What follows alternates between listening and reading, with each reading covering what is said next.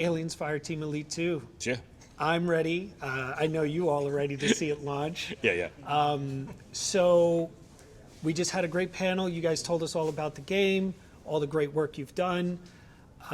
You said very specifically about the aliens and the alien design, which I was really excited for. But I know there was a noticeable missing about the Space Marines. Yep. You know, about the Colonial Marines. I apologize, No, I said it's okay. that wrong. But their design, and we talked a little bit about the kit. So what kind of love have we shown the Colonial Marines? Oh, so very specifically, we have elements from the first film that, the first game and the second film that call back to that sort of Vietnam era look with the graffiti all over their armor, and really directly referencing the second film. What we did for Fireteam 2 is update the base armor for the Marines. And then the other thing that was sort of important to us is that they felt like Marines. So a lot of our research when we're doing that just goes into what do people use contemporarily that we can adopt. So there's a lot of Molly system all over those guys just for the sake of being able to hang stuff on them. And then just in lore wise, we try to think about like ballistically, where would they put stuff. Some of our other armors hint at the idea that it might be something that would be acid resistant, or at least that's how it started, and then it ends up just feeling kind of like a big chunky guy. And then very specifically, we have the Three World Empire faction, which is new to Fireteam 2, that sort of makes reference to a little bit more of the UK service people. And so their points of reference come from a lot of World War I era UK stuff, all the way up to contemporaneous like armor systems. Awesome. And so the approach for the weapons, was that similar, where we try to make it or marry it up to some of our more conventional weapons now in the design for these new I think we try to think of the function more than the actual specific. Like, nothing irritates me more when I'm watching a movie and I can just go, that's an M4 with a whatever on it. Like, it's kind of boring.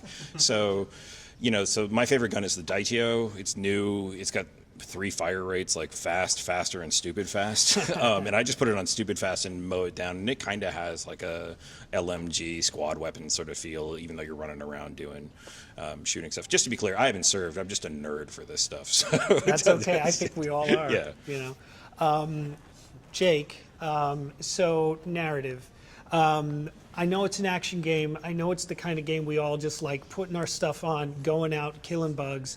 But what's the story like this time around? Yeah, I mean, it's tough to find kind of the moments between the bullets to do a lot of storytelling. So we try to make it count everywhere that we can. The story very much now involves your player character quite a bit more. Your Marine is going to be chatting, not just making call-outs to the rest of the squad, but also, talking with NPCs and, kind of like in the first game, you sort of had this kind of, eye in the sky, kind of always calling things out for you. This game, it's a lot more like the Marines calling things out to the handlers, saying like, hey, I've got something here, like, take a look at this intel, whatever it might be, right? So it involves the player character quite a bit more. There's sort of an interesting kind of space that we're in right now, because we're 5 years removed from the first game, and in the lore of the first game, the United Systems is being voted on and being formed, and so the spot that we're in right now is kind of like transitioning between the UACM and the USCM, the United Systems Military, which we know doesn't fully form for another 20 years or so after this game. So the team that you're on is USSOC, which is United Systems Special Operations Command. And, it's kind of that first exploration of like, how do we bring in Three World Empire into the Colonial Marines and work together and kind of bring these different branches all together. And of course, Ship is the natural person to lead that, of course. Yeah. Okay, and so I'm expecting like little lore breadcrumbs kind of peppered throughout the stages. Can we expect something like that? Absolutely. Similar? Yeah, absolutely. Not to get too specific, but each level there'll be some stuff to pick up and read. Yeah. Awesome. And the other thing about the Colonial Marines, can we expect a little bit of military jargon? I know Derrick could maybe lend a little bit of in the office you guys ask, does this sound right? Yeah. We do a lot of exploration, not just kind of like, with each other, but also just looking stuff up. And I'm not a veteran personally, but, I want it to sound authentic. I want it to sound real, but without, it needs to be grokkable to the general audience as well. And so not using too much that, kind of gets too technical, but still is understandable to a given player. So, you'll hear some stuff, especially in like the areas like where this is a very specific call out, is like when you are, getting ready for a mission and when everybody readies up, Raptor, who's your dropship pilot, will make a very specific call out saying like, hey, dropship's leaving the specific hangar, it's going this direction, and that is all jargon because it doesn't really need to communicate anything to the player. So that's just where the kind of spaces where we get to have fun with that kind of stuff. Awesome. Austin, with the soundtrack, or not the soundtrack, but the underlying sound of the game, from what I heard, first off, amazing. That's very kind. And I mean, you said it there, but I'd love to hear it here for everybody at home. What was your philosophy going into how I wanted to make this feel aliens, but also action simultaneously? Because we know action movies have different music. Yeah, no, absolutely. It's an interesting genre collision because there's a Alien obviously started as a horror genre fundamentally, and it's sort of horror first and sci-fi second. I think part of what makes the first one so timeless, despite being made in 1979 and pretty near in proximity to movies like Logan's Run, which haven't aged nearly as well as Alien has. Is because it was so steadfastly about the kind of core human terror and less about kind of the decorations of what the late 70s perceived sci-fi to be. It's the same reason why Star Wars and Star Trek have also aged so well, is they're about bigger themes than just, spaceships and that kind of thing. And so, obviously leaping from that, but adding in the fact that it's also just, there comes a point where you go, as long as it's sort of chaotic enough, we can kind of do whatever we want, because it's really mostly about just filling in those little cracks in the mix left behind, those little gaps where the machine guns and the explosions and the rocket launchers and the drones flying around and then the shrieking Xenos and all that stuff. It's like the music is meant to fill in the 10% that's left after all that stuff has staked its claim on the sonic landscape.